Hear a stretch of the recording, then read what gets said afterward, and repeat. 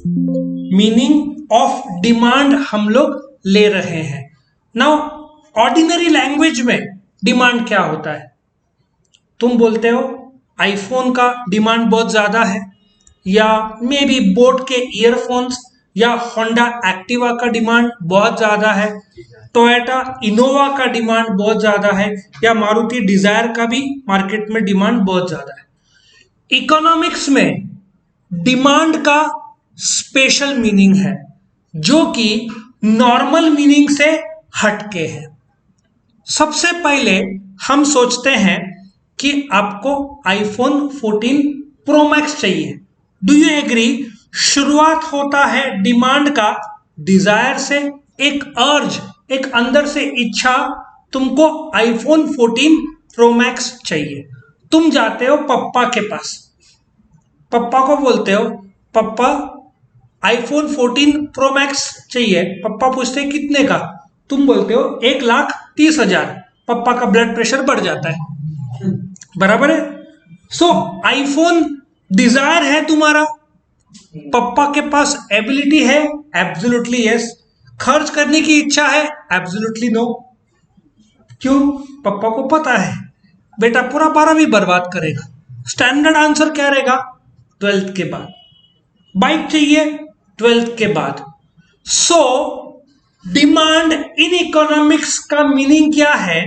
It is a Dzire, मतलब एक अर्ज, एक अंदर की इच्छा जो तुमको हो रही है। लेकिन डिजायर तो सिंपल सा कभी भी होता है। तुम बाइक में जा रहे हो, किसी के पास सैमसंग S23 अल्ट्रा देख लिया तो तुमको सडनली वो इच्छा हो जाता है। तुमने आईफोन की घड़ी देख ली या बाइक देख ली, ठीक है ना? सो आई होप इच्छा तुमने कुछ पिक्चर देख लिया तभी भी होना शुरू हो जाता है तुमको, ठीक है? तुमको कभी भी कुछ ऐड आता है तो इच्छा होता है। सो डिजायर तो कभी भी आएगा, बट क्वेश्चन ये है डिजायर के बाद क्या पैसा है? डिजायर एक इच्छा है, एबिलिटी एक क्षमता है, बट खर्च करने की इच्छा भी तो होना चाहिए पप्पा का। क्या लॉजिक समझ में आ रहा है? So what is demand?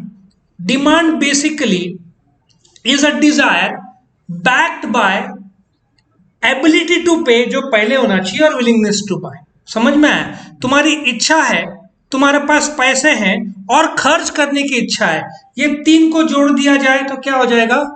Demand. अब एग्जाम में मीनिंग ऑफ डिमांड ये कैसे आता है वो आपको बताता हूं। What is demand? What are the determinants of individual demand? मतलब ये एक 8 मार्क का क्वेश्चन है जिसमें 2 मार्क का आता है।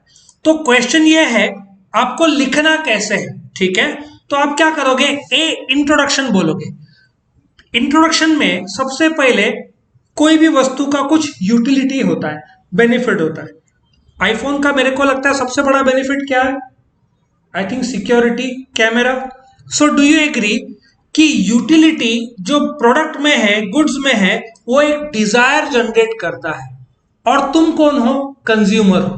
सो वस्तु में यूटिलिटी है, वो जानकर तुमको इच्छा होगा। सो इंट्रोडक्शन में क्या बोलोगे? यूटिलिटी जन्म देता है डिमांड को। सो पहले क्या आएगा?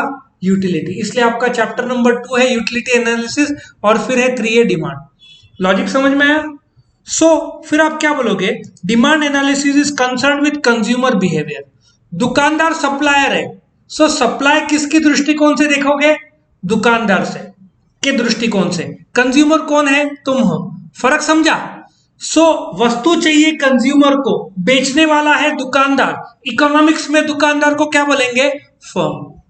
ये चैप्टर कौन सा है? Demand analysis. तो किसके दृष्टिकोण से देखेंगे?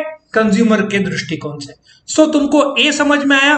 बस इतना लिखना है और इतना लिखना है, बस ज्यादा लिखने की जरूरत नहीं है। या utility is the basis of demand, और demand analysis is based on consumer behaviour. फिर नाउ डिमांड का definition. Demand means a desire which is backed by willingness and ability to pay. Demand क्या है? डिजायर। उसके बाद क्या है? Ability to पे। उसके बाद क्या है? Willingness to bye.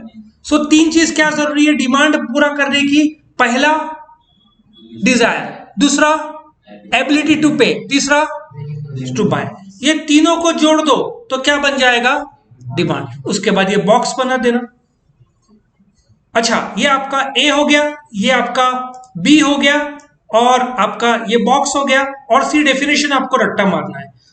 बेनहेम जो इकोनॉमिस्ट है, the demand for anything at a given price is the amount of it which will be bought per unit of time at that price. Now ये definition को मैं एक्सप्लेन करता हूं। Do you agree कि ये अलग अलग प्राइजेस है? ठीक है, ये अलग अलग प्राइस है। सो डिमांड मतलब अलग अलग प्राइस में अलग अलग क्वांटिटी जब एक कंज्यूमर खरीदने के लिए तैयार है। फर्क समझो परचेज और डिमांड में। तुमको एक पेन चाहिए, तुम दुकान में जाते हो, 10 रुपए देते हो, पेन लेते हो, दैट इज परचेज। या कैडबरी ले लो, वो क्या माना जाएगा? परचेज। बट डिमांड में अलग अलग कीमतों में अलग अलग क्वांटिटी तुम खरीदने के लिए तैयार हो, तुमने खरीदा नहीं है। लॉजिक समझ में आया? सो डिमांड का डेफिनेशन कैसे बोलेंगे?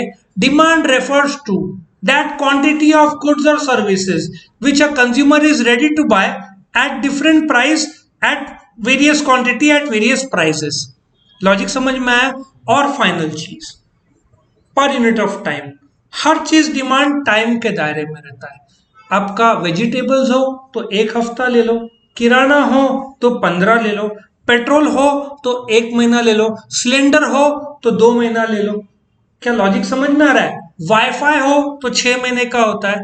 सो इकोनॉमिक्स का डिमांड हर चीज टाइम के दायरे से बनता है।